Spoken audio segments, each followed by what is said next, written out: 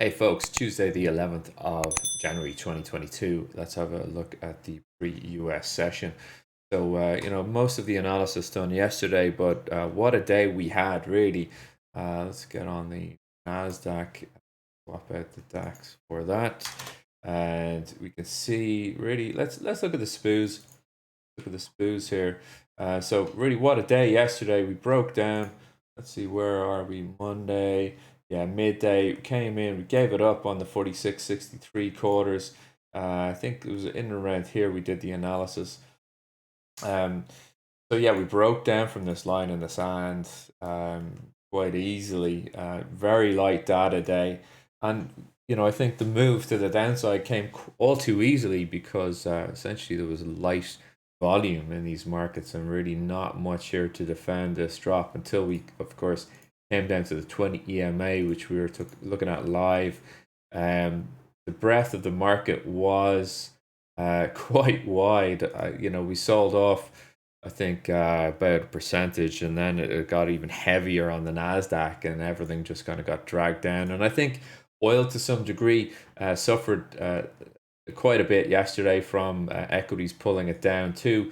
Looking at what's happened since then, we just one little pip at half three into the 20 EMA there, and up she went, and we're holding way up now from there. So this is the dip. This is the bowl of queso here, right? And this is the buyers dipping their chips in, loading up. They're double dipping. They're everything. They're just chowing down at these prices here. All right. So looking at this on a daily chart, right? Back here, yeah, looking at this on a daily, really all too obvious now. Seeing that. Well, this is a weekly bar chart on the SPOOs. We can switch to daily, and here, and the 50 EMA just below actually there as well. Sorry, that was a 20 moving, right? Oh, sorry, yeah, that was the 20 weekly moving average. EMA on the chart that I showed you there previously. So, at the bottom of this range coming into play here, was it 46.62 quarters holding the bid this morning, and up we go headed for the 20 daily EMA here. So, just to be clear on that, on the weekly charts, the 20 period weekly moving exponential average was the low there. This is our weekly charts here, and you can see that's really come in. It's beautiful area of support on the trade yesterday. So we're bid up here. I think top of the range, easy easy. Actually 47.35s now, and new all-time high is potentially in the pocket, right? So that's it on the SPOOs. On the Dow, another real doozy of a level on the downside came into play, the 50 EMA there. So we were looking at that yesterday. We did flush below, but something I did note at the time was we probably would flush out, but at some point the buyers would come in on that level. And sure enough, that selling just was not enough to sustain a push to the 100 EMA, daily EMA. And sure enough, half five it came in, finally started to firm up on this 50 EMA level and take a bid into the close there. So, I think the sky's the limit now for the Dow. Going back to the daily chart here on your left of screen, I think now we can finally see the support coming in on that trend line as of this morning. Asia Pac is just really not being able to close below there significantly, and since the open on Europe, which is more and more and more buying coming in here. 36 150s target on the upside, and actually we could go a lot higher. 36 572s, I think, as we push on up here. So a lot on the chart, I will say. It's quite messy. I don't like messy charts, so I am gonna just tidy this one up here, get rid of a lot of this crud, and then we can put our weekly levels back on this chart here. So you can see that 36 150s set to trade now before we get into the US session, and further upside will be targeted here. So that's it on the equities. Oil, I did mentioned that oil had really had a terrible look at it yesterday. Given that equities were just headed south, bit into the 79 handle, and then kind of went offered. And so, zooming in on that now, this is Joe Biden's level 79.03s. He would love it if that was the top on oil WTI uh, for the next 6 to 12 months. But his political release of oil from the SPR. I mean, it was just a political play because he was under. I was in the States at the time in November, and he was under a lot of political pressure from all sides to do something about higher gasoline prices, and he's going to be back under fire now. So, anyway, we do have a couple of things changed here. Libyan production is back to 1 million barrels a day from the Sharara oil field. And we also have sort of an easing of the situation in Kazakhstan. There had been Russian troops deployed as peacekeepers there last week.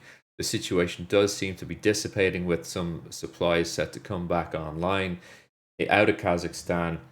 There's actually some knock-on effects into the crypto space, given there's a huge amount of crypto mining going on in Kazakhstan. But we're talking about oil.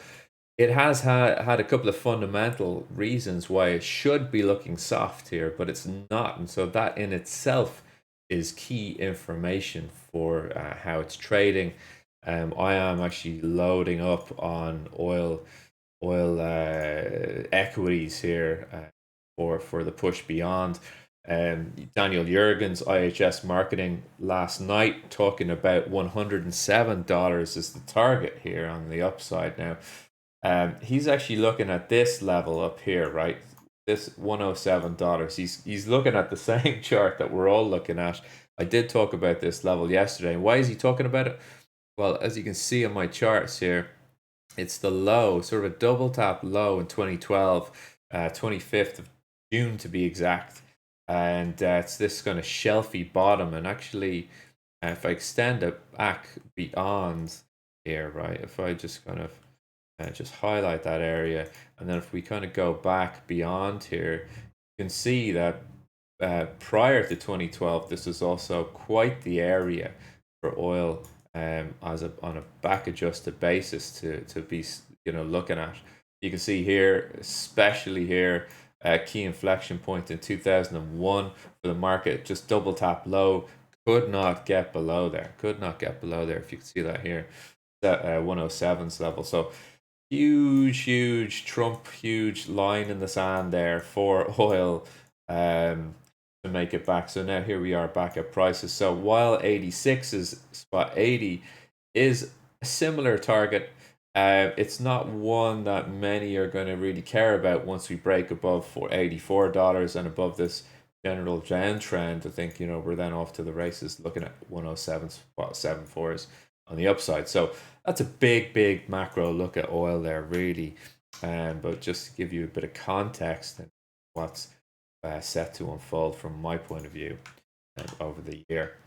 Right, okay. So how do we trade that event? Well, we can do a specific session on that at a later date. But yeah, I think, look, equities on the bid. Gold, I have to talk about gold before I go. It has really had a lovely inflection on the Asia Pac low, 1789.5 there yesterday. We were monitoring that, and really the last time I looked at gold was around 3 or 4 o'clock yesterday. You can see it was just sitting, just camped out here at these levels around 1793s, just camping out, not really going anywhere. Meanwhile, equities are getting hammered. And then really in tandem with equities then moving back up to the upside, bonds steadying out a bit. You see gold then just making a run for the 18s handle and closing just above there on the session. So Asia Pac has seen that bid continue. It's around 1 to 2 o'clock. The Asians love to get in on the gold trades. So we're just taking it back now, a little bit of steam out of the market. You're looking at 18s for support, and this general Asia Pac area from yesterday also to provide some shape to the market. Whether we want to prove supportive or resistant on this whole yellow block, I think is going to be key for the gold bugs. I think the longs may be in if we're going to now continue to drive to the upside in equities. The bonds, look, you've got 1,001 news sources telling you all about the real yield rising. Uh, Something you're probably not going to hear about for until we get into sort of 82s, 83s on oil is rotation out of tech and into energy names. Seems to be unfolding so far for 2022. All right, that's it for me for today's look ahead at the US session. Have a good one. Please do smash the like and subscribe button, and I'll talk to you tomorrow. Cheers.